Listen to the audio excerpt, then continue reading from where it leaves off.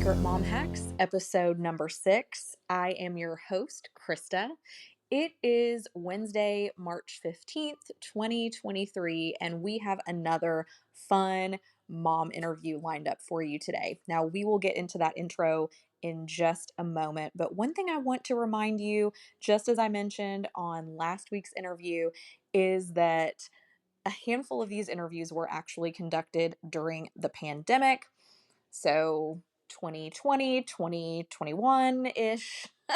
And so please bear in mind that as we are talking about our kiddos and talking about ages and just current events, etc., just bear that in mind that some of these interviews may have been conducted, 12 months, 18 months, however long ago. And so I appreciate your grace.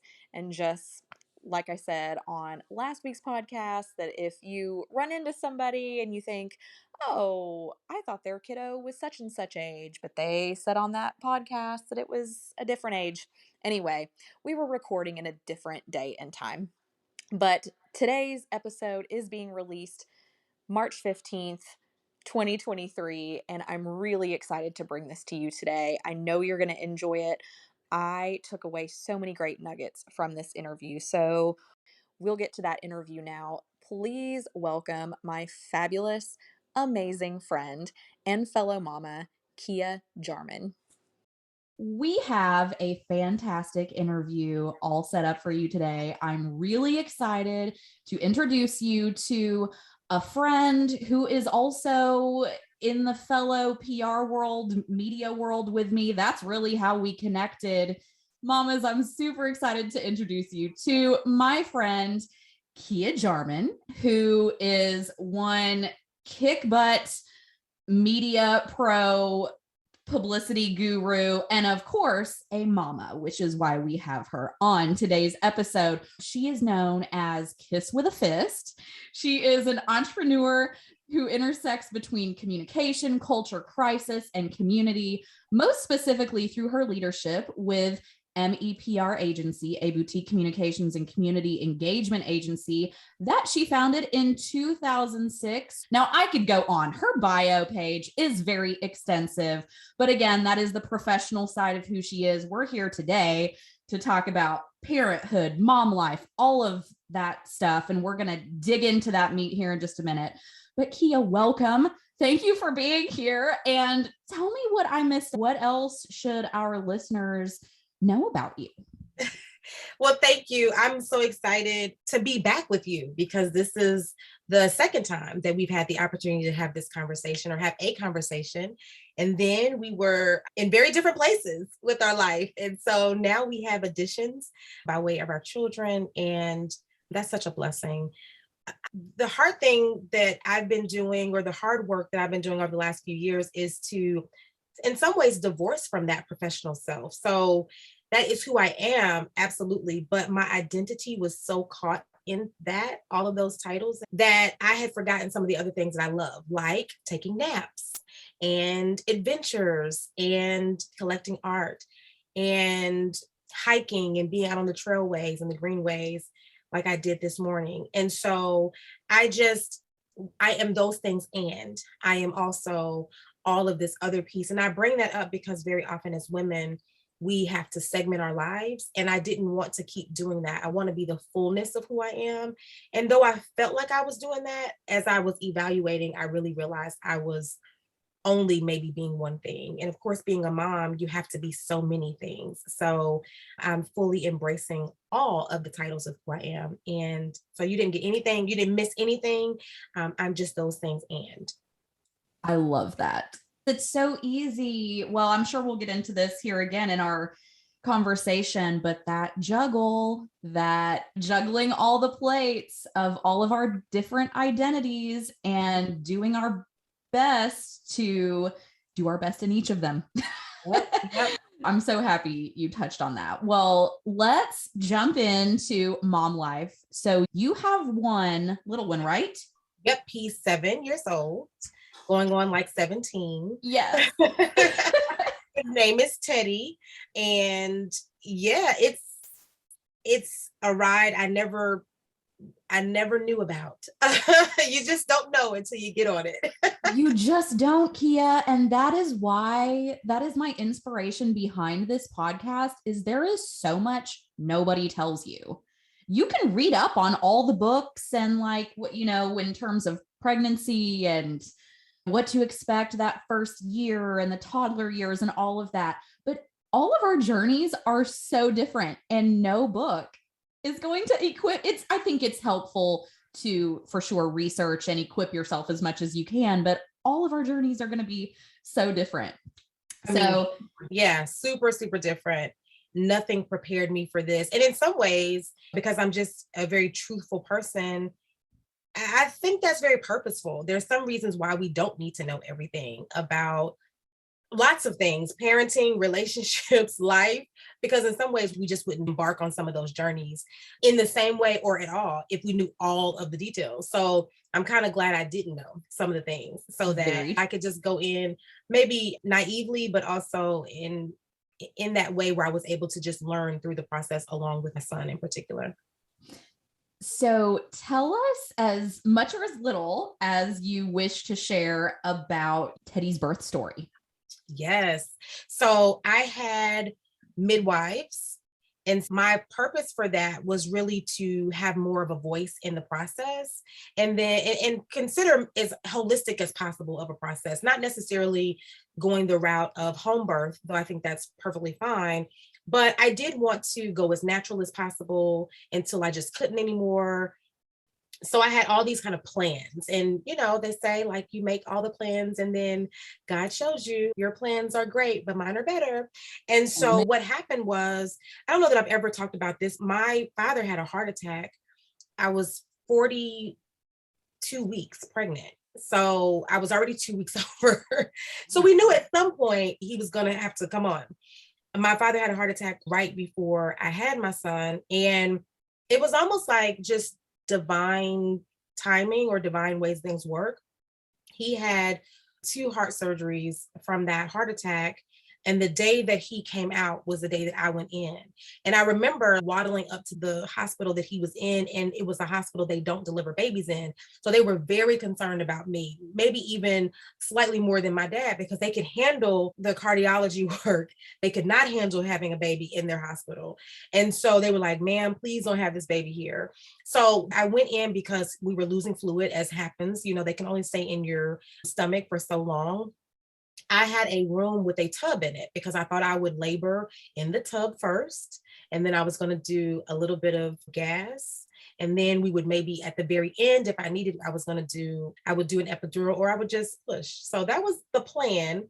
What actually ended up happening was I went in, they had me on monitors. They were very concerned about his heart rate because he was flipping on the umbilical cord. So they were monitoring me throughout the evening. The next morning, they were like, he's not coming. I never dilated. I've never had a contraction. I never went into labor. I had a cesarean on July 23rd of 2014. And that was all she wrote. So, you know, I love my birth story. I also realized there were more people than I realized who had a similar birth story in terms of never laboring and never dilating. I never thought that happened.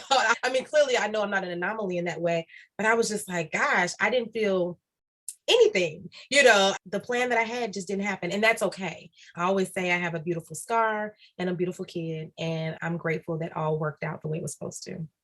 Yes. More than you know, your story is so similar to so many of ours, including mine. You listeners who are checking out the podcast, if you haven't already, you can hear my birth story here on Secret Mom Hacks. So go check that out at some point. Kia, when we connect offline, I will share mine with you. But yes, lots of similarities there for sure. What is something no one told you about becoming a mom, or whether it's through the birth process or through just in general? Now you're saying he's right now 7. So what's something either early on in those infant stages that you can think of, or even now thinking of present day Teddy? What is something that just nobody told you about this? Oh gosh, there's so many things I wasn't told. You know, one thing I didn't know or think about, or even didn't register the way that maybe it should have, partly because I don't know that the doctor's offices do a great job of this, is I didn't necessarily know the milestones that children are supposed to hit. And so I knew there was a questionnaire. You go into the doctor's office, they give you a questionnaire. Are they doing these things? Are they not doing these things? And nothing ever seemed off. So no one ever really talked about it with me. And I just didn't know, like, oh, they need to be talking saying these many words by this age, or saying these sounds by this age. So when they become school age, I was like, well, is he missing something or not? Is he not missing something? They're like, no, he's not. Well, how would you know? I mean, so how do you know as a parent? And so there are books around that. There are milestone guides. There are these things, but I just didn't necessarily have that kind of, okay, we're at month 3 and this is what's supposed to be happening. So that's probably one thing. The thing that nobody else told me, but I believe I intuitively know, and this is, if anyone ever asks me advice about this, this is what I tell them. Doctors are very smart, but mothers are smarter. And you know your kid best, you intuitively know. And so we didn't have a lot of doctor's visits, or we never had any emergency room visits as a young person, or even now, because I intuitively knew what to do. And I didn't know if that would happen, because that doesn't happen for everyone. And I've heard many stories of that, where sometimes you just don't intuitively know. The mom intuition doesn't necessarily jump in. But for me, it just did. And I'm glad about that, but I didn't know if it would. So that's something I didn't talk about with anybody either, was knowing what to do when, what happens when your kid can't talk, and you need to know, is this gas or is this really an issue? Mm-hmm. So those are the type of things that I think about. And I'm sure I have other things that as we talk, I will bring up, but those are a couple of things I think about. So what's something, again, baby or kid gear, that has been a lifesaver for you? Thinking back to the very beginning, reflecting on something that, oh my gosh, this was so helpful. And even now as a 7-year-old, is there something that's just like, I'm so happy I have this. This makes everything so much easier. Yes. So when I give baby gifts, people have their registry, and bless them for that. But I never get the stuff on their registry, especially if they're a first-time parent. I give them the real stuff that I know works. So the thing that I love the most, it saved my life, was the nose Frida, so that I could suck all that crap out of his nose. It's the most disgusting thing. You will see it and it will freak you out. But it is a lifesaver, particularly for my kid who had and has a lot of sinus issues. And so getting all of that stuff out, that was such a lifesaver. Wearing him. So as a baby wearing him, like I used the Moby, and I also used the Ergo. Being able to really have him close. One of the things that you maybe take for granted or don't think about is that for 10 months, they're in your belly, they're protected, and then all of a sudden they're out exposed into the world. They still need that closeness. And so that was really helpful. As an older person, I would say the hack that I actually started as a younger person was to travel. So travel with your kids very young, if you desire to do that, so that they know what to do, so they can anticipate what's happening. For my son, it was also so that he can learn my serious voice, because when you're traveling, it can be very overwhelming once they start moving around. We started when he was maybe 1. Traveling and flying, and of course they fly for free 2 and under, so fly as much as you can. But after they get older and start moving about, they need to know what it means when you're serious. And so that's probably my other little hack, is just travel with them, let them see the world, find places for you all to go explore. That's probably also been a really great, not necessarily, I guess it's not a super hack, but it's certainly something that I appreciate that I did early, was expose him to traveling. Sure. And too, just an opportunity to see new places and encounter new types of people and everything. I love that. Absolutely. All types of memories and experiences we do together, for sure. Yeah. What is something that did not live up to the hype? Something that you thought, oh, this is going to be so great and helpful, or it came highly recommended, however, and then you got it and were like, not so much. The crib. Ever slept in a crib. And we had the crib that would convert into a bed. And it was still something about that he just didn't do well with. He just didn't do well. So he ended up getting a totally big boy bed, and he's been in that since I'm 1 or something, or 2, whatever the appropriate age is. But yeah, having a crib that didn't live up to the hype, a bassinet beside the bed, didn't live up to the hype, just all of those type of things. I'm a gadget person, so I love gadgets, or I love kind of like, oh, the latest, the greatest, the newest shiny thing. And this is where momming is different for everybody. And so that was something that just didn't live up to the hype, was having all of those devices for him to sleep in. Even had a device like the bed in the bed. He didn't like that either. None of those things lived up to the hype. Another hack that I had was the stroller. I can't remember the name of it, but I got this stroller that I could travel with that you could pull up and pull down with one hand. And I loved that. And it actually got compact enough to fit into a backpack.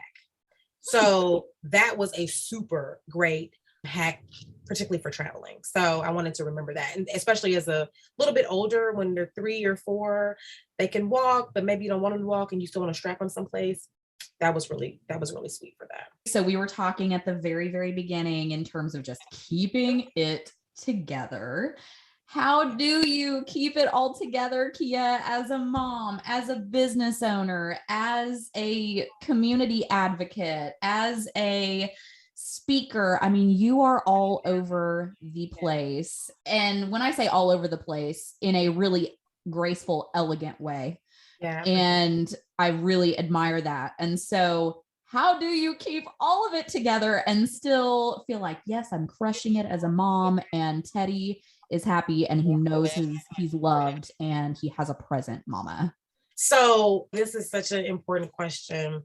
One, a lot of grace, because which I'm still learning for myself. Like I feel like I extend a lot of grace to other people, but I'm still learning to give grace to myself, to say I am doing a great job. Because as moms, we're constantly, you can always find the thing you didn't do well. Like, oh, if I had just gotten there 5 minutes earlier before daycare closed, or oh, if I had just, I mean, whatever. Like there's so many things.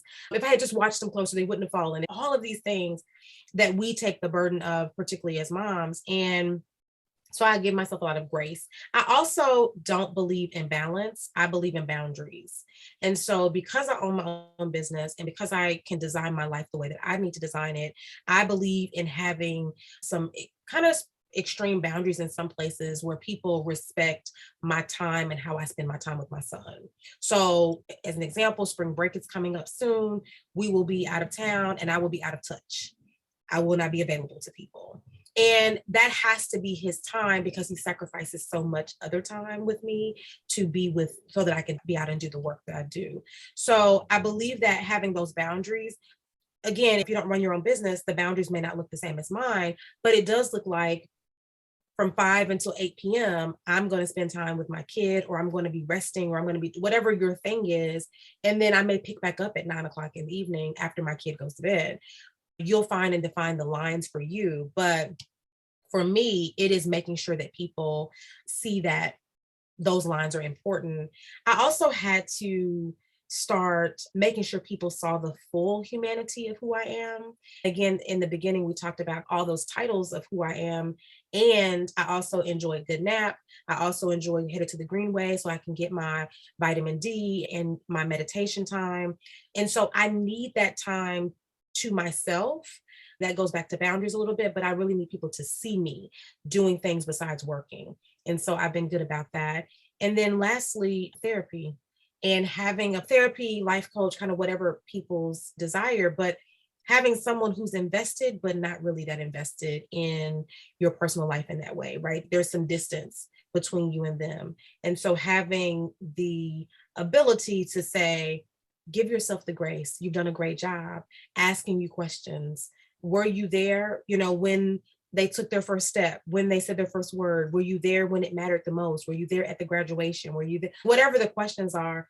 And I'm like, yeah, I was there. Okay, well, you are doing what you're supposed to do. So having that additional fact check is really important to me as well. So those are the ways I think in which I really try to make sure that I can be my fullest self as a parent and also a human. I also make sure that Teddy knows that before I was his mom, and even still as his mom, I'm also my own person. And that is difficult, but it's really important for kids to understand that so that they can see you as people. Because even as a child myself of parents, I had to see them as people to really value and understand them in a different way. I always, of course, valued and understood them as parents, but now I can see them as humans. And I give them a lot of grace in that way too. And so I will need grace from him.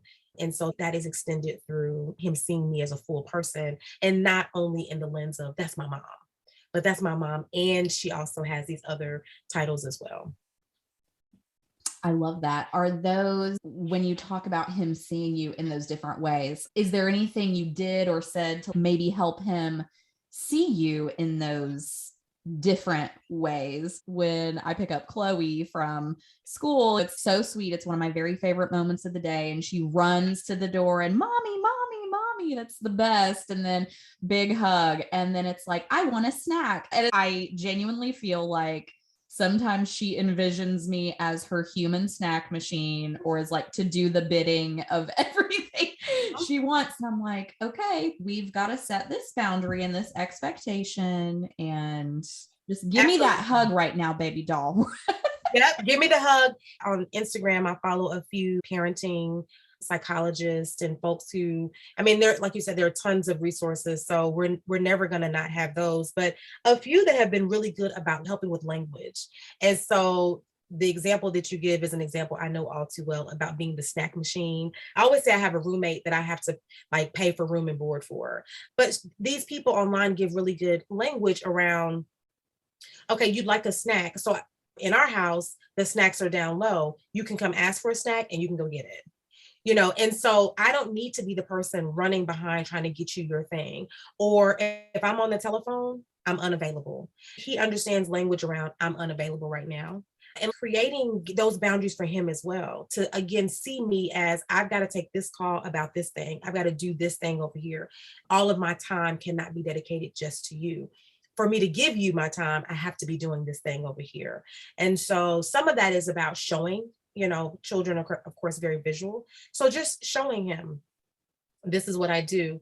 He has it in his mind that I'm the boss and I can fire people. So he's gone to the other side of the extreme. So on one side, he's like, okay, I'll give you your space. On the other side, he's like, it doesn't matter if I interrupt you because you can just fire those people anyway. I'm like, that's not how this works.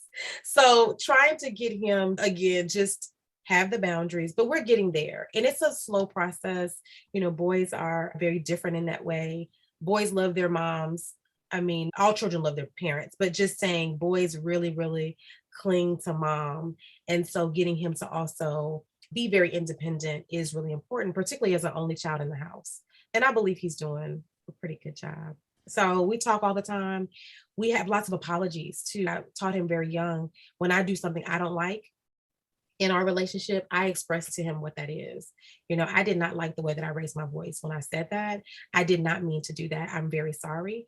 Or I also ask him, what can mommy do better? And he will tell me. And so that allows us to also see each other as humans too, and not just me in service to him because he's the kid. So those are kind of my own little hacks, I guess. Having those dialogues together so that they see, okay, she's not just barking orders at me, because guilty as charged. I can do that sometimes. I'm sure every mom can.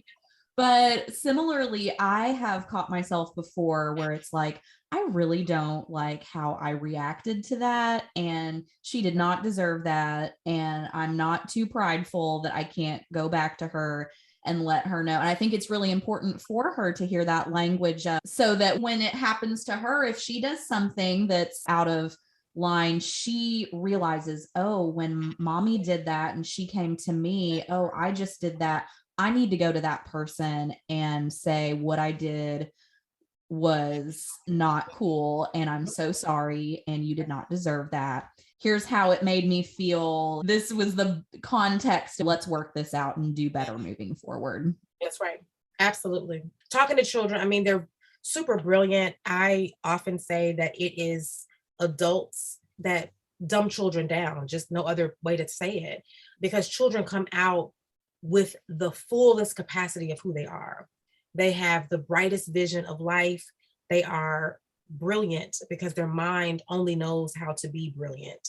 And then as time goes on, and because I talk to adults all day, and I was leading a workshop recently, and I said, as an adult, it's almost like every day somebody chips away from your joy. And as children, all they have is joy. And so it's important for us to help them stay in that with some realities, right? Having that human experience, helping them apologize, helping them understand their ways. But that's how you have a full, emotionally intelligent child that becomes a really emotionally adept adult. That happens through doing something a little differently than maybe we saw or experienced as children, is giving them a little bit gentler touch, but then also explaining things, right? Because children can ask why a million times, and actually taking the time to explain. And it's annoying, let me tell you, it's super annoying when they say why the 13th time, but they just want to know. And it's our job to help them know. Yeah. Yes. And it really is how they learn. And again, as moms of just one child so far, having to explain a more complex situation or, I don't know, scenario, all we can do is explain it as best as we know how. We can try to explain it as simply as possible, but they're probably going to learn some more complex terms. And it's so cute. I was explaining something to Chloe actually yesterday, and she came back and she didn't fully repeat everything, but she got a lot of it. But it was just so cute hearing her mispronounce the really big words. Yeah, absolutely. Again, in the communication world that we work in, everything you say will come back to you. So how you say it, the context you give it, the texture and color around it, all of that will come back to you. And so the same thing happens with little people, is that you give them some information and they take that. It's funny, we had a similar conversation where I said something about, I guess in the past, I've said we purchased something, whatever the purchase was. And then I said, and we bought that. And he said, I didn't know that bought and purchase were the same word. And so we talked about that just recently. Yes, if I say purchase or bought, it means the same thing. And so for me, I've always been able to communicate with him the same way I'm talking to you, so that, again, when he gets older, he has all the tools. You brought something up that I think is really important. When he's in a scenario, when he's not with me, I want him to be able to refer back to what happened when I had this experience with my mom, what happened when I got upset, and what was the next step? What do we do next? I want him to be able to have those kind of his own context clues for himself. And the only way we do that is we model it for them. Absolutely. Thinking about all of the different types of moms in the world and all of the things happening in the world and all of the things we have on our plates, what is a tip or trick or piece of advice that you would share with another mama right now? One of the things that's been really important to me in this world that we live in, and I can be honest with you because we are friends, very transparently, as a Black mother of a Black child, what's important for me is that he can be as free as he needs to be, right? We kind of been circling this conversation, but making sure he has access to whatever he wants to have access to. He can go wherever he wants to go. We travel a lot. We go as many places as we can. We make as many memories as possible. And so my hack would be, don't wait until, sometimes we're looking for a destination or a thing to happen. When the pandemic happened, on one hand, it's the most terrible, exhausting thing in the world, right? Because it's scary. Nobody knows what's happening. On the other side, it also was an opportunity for me to connect with my kid in a way I just didn't know we needed. And so I guess I'm giving a couple of tips here. One is, go explore and do all the things. Don't wait until the pandemic is over. Like, you can go to the park now. You can go to places very safely now, just the same way we could kind of in the middle of the pandemic. And then the other piece is just allowing your kid to make the mistakes, to be as free as possible, to enjoy life. And again, that joy piece, allowing them to experience joy, the joy of the world. And those are things, and we all do it, right? Your kid is doing something and you're like, your immediate reaction is like, don't do that. You want to save them and protect them, and don't do that, and jump in. And that's hard because I so much want to protect them. And I also then have to ask the question of myself, why am I protected? Like, why am I protecting him from falling? He can get back up. I know why I want to do that, but I really want him to experience it so he knows what it feels like. Because if I never give him that experience, he won't know how to get up. He won't know how to brush himself off. So just having that joy, having the ability to just live freely and take advantage of every moment we have, that's the best advice I can give to any mom of any type, all the types, because there are lots of us. Yes. Well, what did I leave out, Kia, that you were hoping I would touch on, or that you just feel is important to either circle back to, or just an important reflecting on these last 7 years and then the 42 weeks before that, all of the Yes, it goes by so quickly. People say that, the elders in our community will say that, like, it goes by so quickly. And you hear that so often, but it does. You wake up and their face has filled out more and their personality is more developed and they have a lot of language and they're saying words and they're being funny or whatever the thing is that they're going to do, right? Whatever their personality is. My son happens to be super hilarious. He tells really good/bad jokes. I mean, he's a great joke teller. All of it just, it happens in the blink of an eye, literally. So one thing that I have done, as I mentioned before, about kind of joy and experiences, is document those memories and make sure that you're in the memory as well. So for instance, recently, I have a girlfriend from when I was younger, and she's married to a guy that I also know. And he had posted some pictures, some snow day pictures of him throwing his daughter up. They have a young daughter, maybe one, I think. And I just inboxed him and I said, very lovingly, will you please make sure that my friend gets pictures too? And he was like, thank you for thinking about her. I absolutely will make sure she gets pictures. We already have some, because the moms never get in. We're always the one documenting the pictures. So make sure that you set up the tripod. That's what we do in the backyard. And I have an Apple Watch and you can put the little timer on and then just run and play and let the pictures just snap. And it makes for really great memories because you want to remember that moment too. And maybe even what you were going through. Like for me, it's not going to always be great and sunshiny. And so even remembering those moments is like, wow, we overcame together. It's the beauty of the picture, the beauty of the story the picture tells. I still want to document it, even if it's a really rough time. So that's probably the last thing I would say to people is just, as you're having all the experiences, make sure that you're in the experience too, in the photo, in the memory, in the video, so that so you can go back and look. And then also your kid can go back and look. And one last thing that I have, I haven't been doing it, but I will be doing it soon, is I bought this book. It's called Letters to You. I mean, I know people are not, I'm showing it to you, but I know people can't necessarily see it. But it's a blank book for parents to write every day for their kid. And so this woman that I follow online, she writes every day for 5 minutes for her kids in this. And it's something where, not necessarily if something happens to you, but in the event something happens to you, then you have something for your kid. But also just in general, you can document what was happening. And so I just got this in, so I'm planning on writing in this. And there's a movie out kind of about this too. I think it's called Journal to Jordan, but it's about a guy who had passed away, but he had left a journal while he was in the military to his son. And so the mom was able to read the stories and the journal entries to the son. So those are just my last little pieces for moms out there. Letters to You. Yeah. Taking 5 minutes or 2 minutes, whatever time you've got to sit down and reflect. I love that. And I'm so glad you brought it up because I was actually talking with my cousin shortly after Chloe was born. And that was something she had recommended too.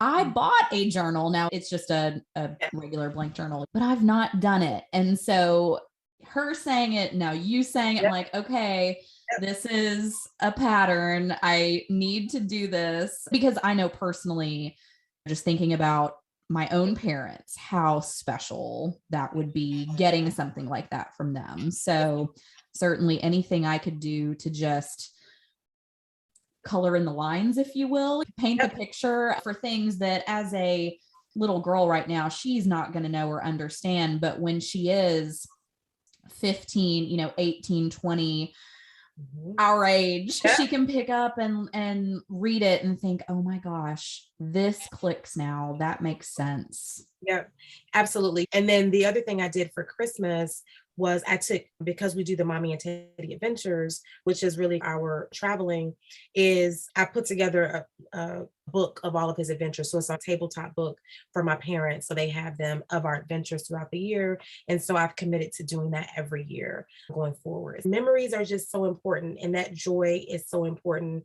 In a lot of ways, that joy is our resistance to what's happening in the world, right? It's our way to push back, not to neglect what's happening in the world, but to also say, I know what's happening in the world, and I still am choosing to show up for my kid and find joy in whatever we can find joy in. So it's a both and versus a either or. Kia, I feel like there are so many different directions that we could continue going. And out of respect for your time and also our listeners' time, I am going to wrap this. But hey, maybe there will be a part 2. So many great nuggets from this conversation today. Thank you. Thank you. Thank you for your time and sharing. Like we said, every mom's and every parent's experience is different, from conceiving the baby to having the baby and raising that baby. And so we're all in this together. There is no shame. To your point earlier about we might not do it if we knew all of the details. So true. On the other side, I think it's very easy sometimes as moms to feel alone on an island. And so just being willing to share our stories. And I so appreciate you coming on here, sharing yours today, so that that mama who's listening, who's terrified of having the C-section, similar to how I was, can hear it's fine. Everything's going to turn out okay. At the end of the day, we all just want to show up on the other side with healthy babies. Right. So love Thank it. you for having me. I'm so honored always to be with you. So I'm excited to hear this when it comes out and to be in the community of moms that you're collecting. So thank you. Thank you so much, Kia. Well, that wraps up today's interview with Kia Jarmon. If you enjoyed today's episode, please subscribe if you haven't already. Give us a 5-star rating, leave a review sharing your favorite takeaway so far. Also, make sure you stop by secretmomhacks.com, where you can find transcripts, resources, and a ton more. Okay, stay tuned for next week's episode. And until then, you've got this, mama.